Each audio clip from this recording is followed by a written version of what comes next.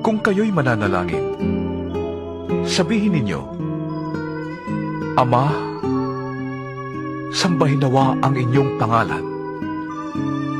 Naway magsimula na ang inyong paghahari. Bigyan ninyo kami ng aming makakain sa araw-araw.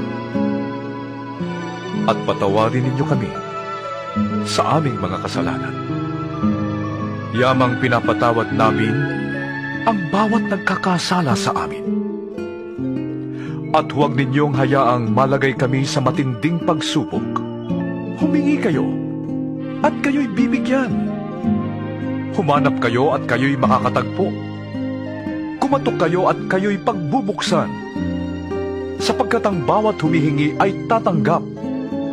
Ang bawat humahanap ay makakatagpo. At ang bawat kumakatok ay pagbubuksan.